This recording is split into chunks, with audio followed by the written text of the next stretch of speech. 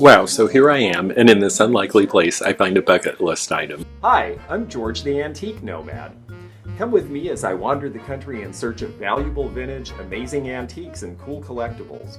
We'll buy, sell, and trade at antique malls, shops, and shows, estate sales, flea markets, thrift stores, anywhere people go to find really interesting things that just aren't made anymore. So come on, let's go! Hey everybody, it's George the Antique Nomad. I'm here in LaGrange, Kentucky. This is on the road between Cincinnati and Louisville, and it's a cute old town that is an old railroad town, but I am on the edge of town because I've never been to Traderbakers flea market before, so we're going to try this first. I hit a couple of good estate sales earlier today. I couldn't film at them, but my hands were full anyway, so that would have been tough. Very successful in terms of getting better merchandise, but I needed to find a few things that were a little more bargain price, so a flea market's a great way to end today's shopping on the way to the show. A newer color of Fiesta candlesticks.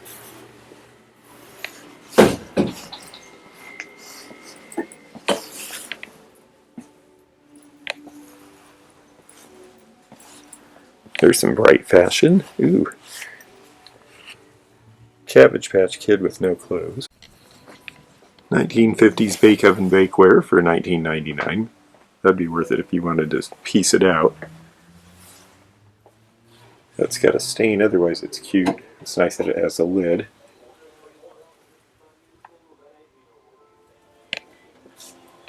Howdy Doody. The generation that remembers watching Howdy Doody is at the point in their life where they're not necessarily going to become a ventriloquist.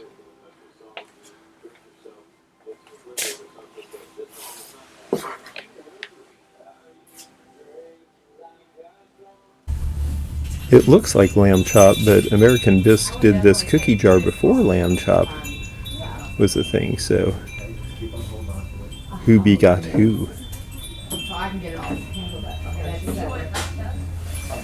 $28.50, not bad considering the cold paint's pretty intact.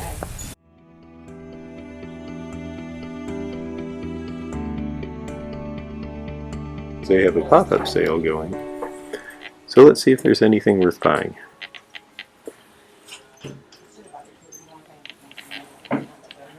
No. That's nice. No. No. Chip. There we go. No. This one looks old. America. Yeah, this looks like it has age. And they want $22.50 for that one. This space mix is new and old, but it's a little more thoughtful. And it is nice to see some vintage items in here.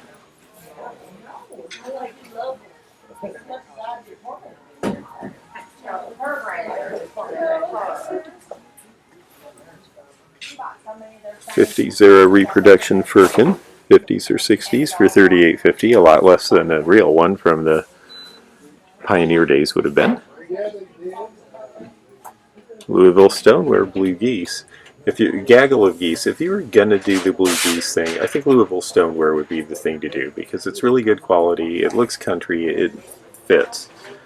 So there's my suggestion for everyone who says, oh, no new blue geese. Well, don't do new ones, do old ones. Kentucky glass. That could be useful if it's cheap, and it is. $3.50, I can buy that. Okay, this owl back here has quite a face. That looks like a 50s Japanese thing made to look like Pennsylvania tollware. And ooh, $7, and it's a wall pocket. I'll take that too. That's great. I like this place all of a sudden. I'm finding some things. And I've always liked the apples on these sifters. Those are newer than you think, but I think they made them into the 70s or 80s, but $11. Well, not a terrible price. Pretty good deal for a collector or a decorator. $12 for the fuel cans, not bad. Yeah, there's some stuff in here. This booth is 40% off all items. Most of them are not really my speed. Bottles are cool, but no stoppers. These bath accessories. I think this is supposed to be a fish. But if you have to guess, that's not necessarily a good sign. The swan towel holder would be $4.80. That's probably worth buying. I see a made in USA. It's a California company, but I can't quite make out the name. Vaughn, I know, was one of them that did those. And the pheasants, I think, look like 40s chalkware, 50s era, $10. That's respectable. I do like the way that they match their colors to them. Now he's got a little bit of damage. Yep, no, I think I'll be leaving those. Fenton's religious plates do not really seem to sell well. Recent derby glasses for $3 each. And the Belle of Louisville, that's a big tourist attraction in Louisville, is to take this old paddle wheeler up the river. Basic Crocs, some wood planes. Let's see what they've got over there. 26 for a number 26. That seems like retail. They're nice. No real bargains. Ah, I just got one like this. Let's see what they have this priced, since they seem right about everything else. $22? German made. For smoothing. The reason there's so many different planes is because they each perform different services. Some of them are deep cut, some are for scoring, some are for shaping, molding, some are for smoothing. So, because there's so many different varieties, there's a lot of interest in them, and that's part of why they're so collectible, because even the old ones, they're very well made, they're very useful. Here's a whole box of old tools. This is something you'll find in the wild. These are old cruise ship ashtrays, and this is from the Canard line, probably about 1950s, 60s vintage. $25 to $45, depending on the line, is typically retail, but that one's got a chip. Some people are really enjoying Otagiri. It was early 80s, it's mainly dated, so it's very easily identified. It's pretty lightweight, but the hand painting was well done. And $10 for the set of 4 of these, I'm sure is a good price. Little silver fade bar set for $12.50. I think that might go in my cart. Little his and hers. The good thing about a vendor mall / flea market is that you'll see probably better variety and better quality than at a regular thrift store, but you will also see prices that sometimes are retail antique store prices. $99 is about what I get on these pumps, for example. Wow, so here I am, and in this unlikely place, I find a bucket list item. I have always wanted to find a grinding stone that I could afford, because I need a big, heavy, back-breaking thing. But they're expecting maybe a little wind and a little sprinkle at the show this weekend, so this will definitely hold things down. And it is in the other Red Barn Primitive and Collectible pop-up sale. So 70% of $75 is $52.50, and this should be worth about $125. So I am very happy about that. These folks really do have the best stuff in here as far as I'm concerned. They have primitives and they are affordable, especially with the 30% off discount. There's not a ton I can buy for resale, but I'm thrilled with the grinding wheel, and there are other things that would be very inexpensive for a collector to add to their collection. The old livestock waterer with the star in it is cool. And the old soap tray I seriously considered, because it's going to be about $8.50. Probably should get that. This is a nice little spice chest hanging on the wall. How much are you? Because I think I'm fresh out of these here. I think they're all in Florida. 85. Well, that's about right. It does have some lettering on it, though. It says Spice Carriers. So that's not an unfair price at all when you take into account the discount. $23 for a typesetter tray. That's pretty good nowadays. It used to be that was the price, but they've kind of gone up. This little dresser under here has a bad mirror, but it's really cute. Doll dresser for only $30 with the discount. So cool stuff. Here, kitty, kitty, kitty, kitty, kitty, kitty, kitty. $41.60. That's a very specific price. Flea markets are funny that way. People get these weird little things that they like to do in their head, and so suddenly something is $41.60. Now I'm going to see if this is old. If it's a reproduction, which it is, then it's not worth any more than the 25 that's on it. It has the greasy feel of new glass. It has a very solid seam here. The early ones tended to chip along those seams. They were very sharp compared to this. They would not be ground on the end like that either in such an obvious manner. 65 on this fun, flowery 1930s quilt.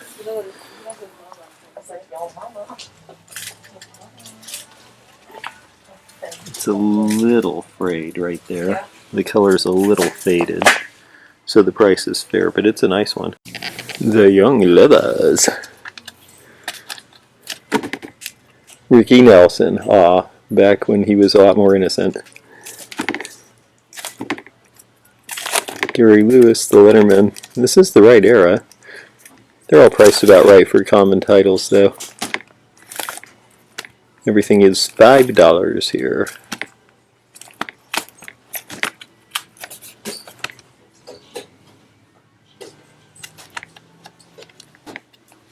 Bobby Sherman, I remember when he was a thing. Look at that poodle lamp. It's $45. Somebody made it, I think it's a home project, because the mouth's a little odd, or else it's broken here. But it looks like it's sort of surprised, too. I just think it's a lot of fun. You have to be careful with spaghetti and bows how you pick it up. So let's pick it up towards the bottom. No evidence of who the maker is, but it's so cute. Somebody would love that. It's probably worth getting. But this does bother me a little bit in here with the mouth. Even though I think it's just the way it was made. Handmade stuff, you have to be careful about quality. The feather bird is cool. Box with inlaid mosaic, probably 1970s, an old wall pocket. Another feather craft.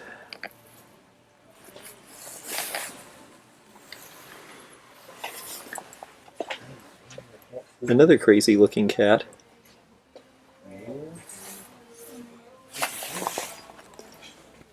That's another handmade bin. Boy, the vintage tomatoes are really common in this area for some reason.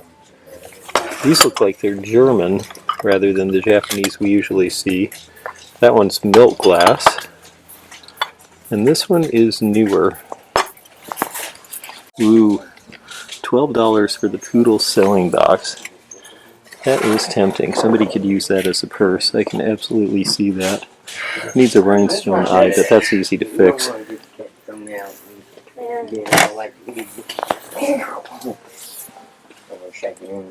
Cute little red hat case.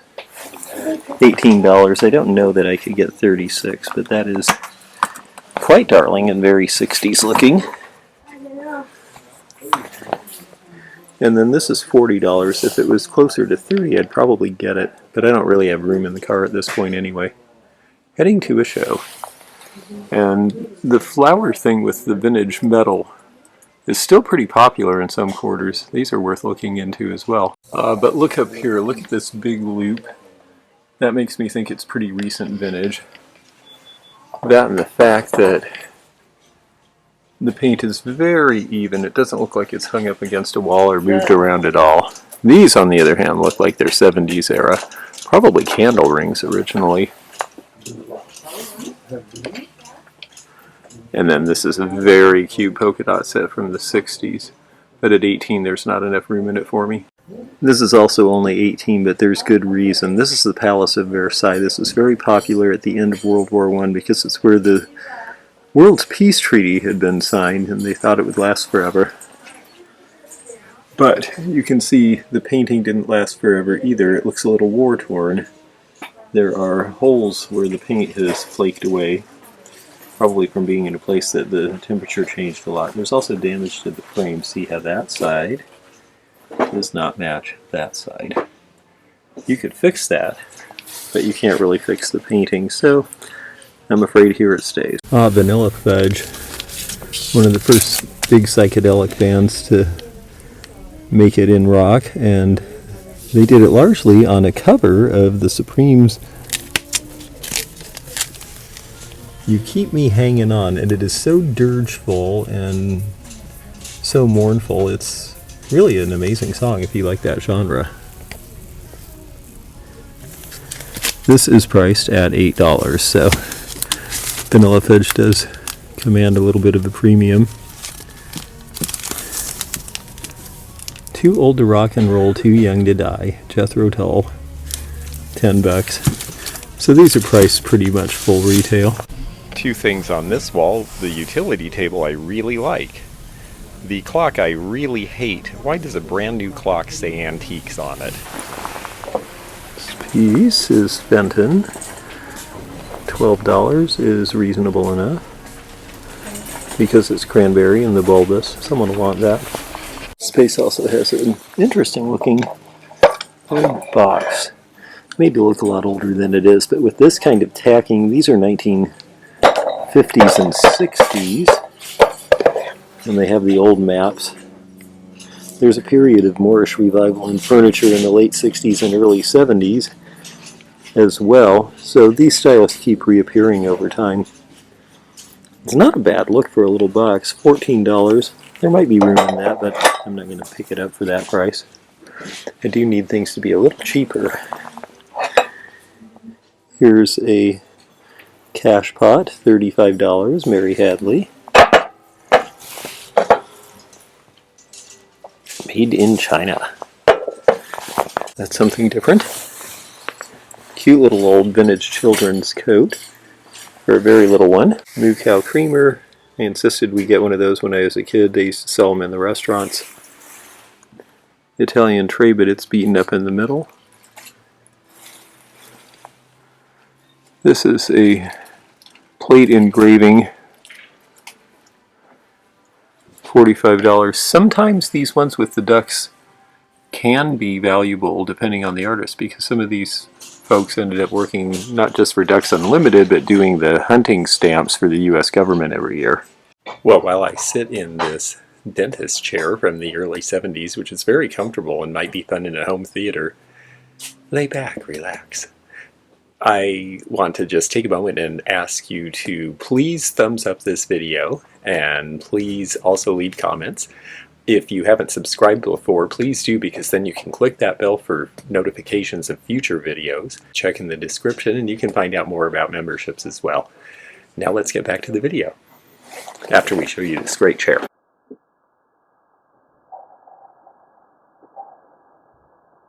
$40% off this booth, including the big brass fan, which would be $60. A bunch of 90s and 2000s Star Wars toys. Yeah, nothing I really have to have. Well, Traderbakers usually offer up something, and this one didn't fail. I spent $70. I did get something here that was on my bucket list. You just never know where you're going to find things. Now, this is on my bucket list today. I'm sure that after I move it a few times, I might change my mind. Right next door is Agape thrift shop, and I would go there too because it's so conveniently located. But it's Saturday and they're observing Mass, so they are closed. LaGrange is Kentucky's railroad town, and this is why. You can rent that L&N 1929 dining car. This is the LaGrange Railroad Museum, bringing railroad history to life. I love railroads, and I'd love to go in there and look around, but I am shopping because I'm headed to a show, maybe on the way back. LaGrange is still on the main line, but now the main line is the freeway just a mile south. In the old days, it was the railroad, and the railroad came right in front of these houses. I'm sure back in the day, that was very annoying, but now that this is a cute little tourist town and a great place for people from Louisville and Cincinnati to take day trips, all these businesses suddenly are Main Street USA. Rainy Day Resale is a place that might be on our list. Here's the county courthouse in the square. This is Oldham County, Kentucky, and there's the old Oldham Bank. This will be one of the older houses in town, now the Historical Society. I would guess that would date back to the 1840s, along with this little square, and then there's that wonderful Victorian gingerbread painted back to the correct colors. What a lovely house that is. Right across the street is this facility, which says it's Theis Home Furnishings and the Copper Awning Antique Furniture and Vintage Flea Market. It makes sense though, furniture stores sometimes are sitting on a lot of empty space, and if they can bring in things that augment what they can get new, everyone wins. It's an interesting concept. I've never seen this done before. They have new furniture sets and then they have old furniture sets set up in the same area in the front of the store. This particular set is a 1920s mahogany with inlays, and it's very sweet. I like the mirrors that goes almost like a full length there. I think that really adds to it for people. But I already have a truck full of stuff headed to a show, so I'm going to look at smaller things like this really neat design table. This metal cart has great legs and great wheels, but they've done the same thing that some people who shabby chic things do. They've overdone it. They're faux industrializing this, and they've used some sort of red engine paint that would never have been seen in a factory and then given it a gray top. It just really takes away from it.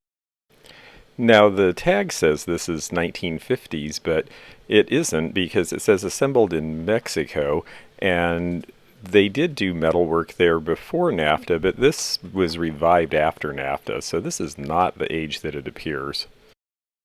The Blendo line was the hallmark line for the West Virginia Glass Company. This one's only $18, and the important thing is it doesn't have any scuffs or marks because that finish marred very easily. The Scottish plaid is 50s. Ooh, and so is the red bowling ball. That's a great color, and it's $29. For that combination, that's a fair price. And this big cash register from the 50s is really only $35. For an Art Moderne cash register, that's a pretty reasonable price. It could be worth as much as $100. The adding machine is also $35. It's earlier. They're just so big and heavy, so not everybody wants to cart one. This corner cabinet is $60, and it's a little rough-hewn, but that's a very good price. People find these very useful for space saving. It has been a few years since I found one of these at a price I could resell. This one's worn, but not too heavily. No big dents or rust. Let's see what it's priced. Oh, $150. Yeah, well, that is probably about retail for these. Maybe just a little bit of a push in this condition, though. Here's a thrift store price, 50 cents a piece on Kentucky Derby glasses. Now, even though these are more contemporary ones, they definitely will sell for about $5 each online. Let's play a game. There's only one piece in this whole display that is anywhere close to being antique age. Leave your guess in the comments, and then I will leave the answer in the community tab. You can find that on my homepage. These are fun and colorful. There's some heavier gauge ones made in Mexico, I believe, in the 60s and 70s. These are very lightweight, though, and I avoid them because they're newer. Every time I say I'm going to stop looking at glass and china, then I see a booth like this that's really well displayed. And look how pretty all the colors are. And right there is a Fenton custard glass Jack-in-the-Pulpit vase for $16. Not everyone is caught on to what glows uranium under a black light. So yeah, this is an obvious one for me to take with me, and there's the Fenton mark. Very cool. The blue glasses are Fostoria Jamestown. They came in a lot of different colors. And then these are Morgantown, another West Virginia company. They made this golf ball stem pattern, and golf ball was very expensive at the peak of collecting, and these are only $3 each. They still sell for about $10 a piece, and I will get those. The Fenton blue pitcher here is a nice deep color that you don't see so often as some of the brighter blues. And we're going to take a look at the crimping on the top, because I always talk about how Fenton's is very uniform, and this piece really shows it. That was all done by hand. It's not absolutely symmetrical, but very close, as opposed to the Victorian or Czech pieces that were made in the same manner, which were not as precise. This practically glows without a black light. That does not guarantee that it will glow under one. You do need to bring yours with you. This is Vasa Marina, and this looks like a fake to me. Let's see if we can tell. We're going to flip it over and look at the way, okay, no wear at all, and look at that scooped out pontil. That is not the way that they did those in the Victorian era. It's not the way Fenton did theirs. So this is something that is a reproduction from the 1990s. And this is also a reproduction. Let's take a look at this because it's very pretty and there's nothing wrong with it as a decorative item. It's enameled like a Victorian piece. It has a custard nature. It might even glow. But again, look at the bottom. There is no wear. The painted rings were one of the first depression glass patterns done around 1929. That's all screen painted, and they're really fun and vibrant. They made a lot of it, so if you can find it in good shape, it's usually not very expensive. This set is only $10. One has a chip, but it's still a good price for what they are, and there's a decanter to match somewhere out there. When you see Mexican-made bimetal pieces, the big name is Los Costillos, but there are others, and this one is Casados. And they're nicely done. They did jewelry as well. And they're from the Taxco area in Mexico, where the silver mines used to be, and the silversmithing is a big industry still. These could sell for as much as $35 to $40. This is a butter dome in Majolica, and wow, it looks really flawless. Almost too good to be true, but I'm pretty sure this one was never reproduced. It does have the right paint mark and just a little bit of evidence of wear. But, you know, it was a butter dome come out of the churn and then they'd bring it to the table. So they probably just didn't move it around a lot. And it doesn't look like they used it much because it doesn't have the grease stains we usually associate with these. It's got a Japanese aesthetic design to it, which means 1870s era, right after the opening of Japan to the West. So at $25, that's a great piece. Now, if it was a cheese dome, it would either be a squarish shape or a triangular wedge because cheese came in blocks. This is another piece of Majolica here, but this plate has wear on the finish on the top. You really have to check that out. It also has chips on the back, but sometimes people with Majolica miss the fact that the surface was used enough that it chipped as well. It is on top of a Japanese hibachi, and this one is pretty glossy and shiny, so it's mid-20th century at earliest. But I do have customers who like these hibachis, and they typically sell for a minimum of around $100. If you get one that's Meiji era, which is the period ending in 1911, before the end of the dynastic era, then they sell usually for $150 to $225. And they'll have a little darker patina. But this is nice, and it's $45. Wow. Let's see with the bottom. Yeah, it looks like it's intact. I think I'll take it. In the 1920s, it was popular to try to elevate yourself with education, and so the thinker bookends were one of the most popular motifs. Ernie Kovacs did a very disgusting and funny takeoff on the thinker, you can only imagine. But these are really well crafted. They're very deeply sculpted. They're heavy, and I will take them for $20. I suspect those will sell for around $45. That's what I typically get for them at shows.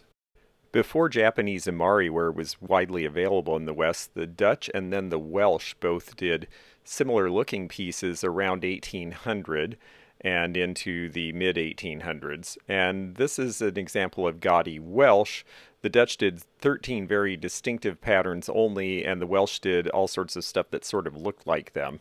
It's an interesting collecting area. These turn up at appraisal fairs that I conduct often because people are very impressed with them. It's all written by hand in calligraphic type. It has a wax seal and a signature at the bottom. But they're actually pretty common because they are English and sometimes American land grants, and a lot of them were written and signed by secretaries rather than the real dignitary. This is Adams Titian ware, and this is all hand-painted from the 1920s and 30s. It has a nice folksy appeal, and we don't see a ton of it in the US, but a lot of people like to use it in display. This figure looks like Lalique.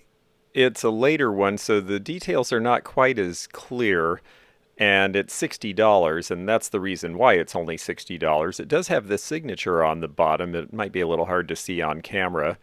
Good price, but I prefer their crisper designs. This is definitely not Lilique. This is some very crude little guy that someone made by hand and someone else will love. And, oh, this is also hand done. But this, I think, is very well done. It's got a great modernist look, the shape, the color. Vi did a very good job on this piece. Interesting looking. I like that one. But before I set it on this plate, the plate is mulberry ware. It's the Abbey Towers. It was one of the most popular of the purple transferwares in the mid-1800s in England. Ooh, and then, yikes, wow. Purple cow is one thing, but a green cow from Japan in the 30s, not a high-quality piece back then. All right, let's see. The bookends are going to be Sirocco wood. I like the boats. They have a deco feel to them. Oh, but that one's cracked up on the top. People would crack and re-glue things. Does pay to look them over. Whoops. Oh, the aviator's hat, that's $50. That's kind of top end, but the old leather aviator's hats do sell. They're generally from the Second World War. And there's another nice piece. This is Phoenix or Consolidated glass. Consolidated had the molds, and then Phoenix got hold of some of them, and then Consolidated sued and got them back in the Depression. Those molds have been all over the place, but this is an earlier piece, unfortunately with a big crack, because $35 is a great price otherwise.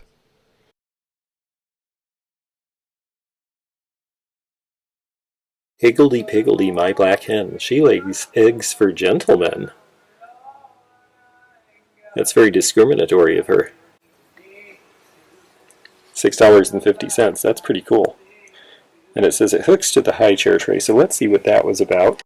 And there's the hook. Wow, that's pretty cool. This would be by the Mcnickle Pottery Company. They were one of the larger ones in East Liverpool, which is where Hall and Homer Laughlin still are today. There were over 100 different pottery companies that worked in East Liverpool at various times, but Mcnickle survived the Depression and made things up until the 50s. This is a very clever idea, this hang-on baby tray, which they had a patent for apparently, and you'd hook it to those wooden high chairs. It's only $6.50. It's got one scratch and a little chip on the edge, though. And yeah, that's a real chip. The one underneath here I think may have been caused by the factory when they put on the metal piece.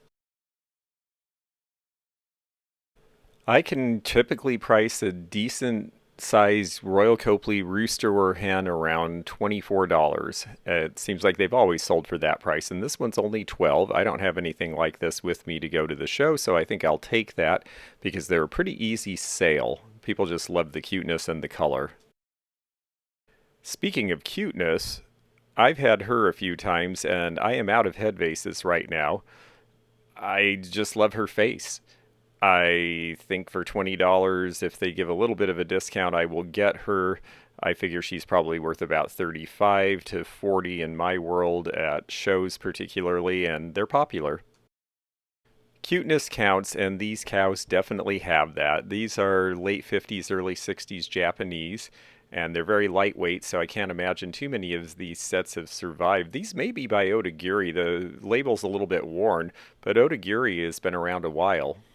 It's been great having you with me. I look forward to seeing you again with more antique and vintage hunting and show and tell and sharing information. I just really enjoy doing this with you so much, and take care until the next time. Bye-bye now.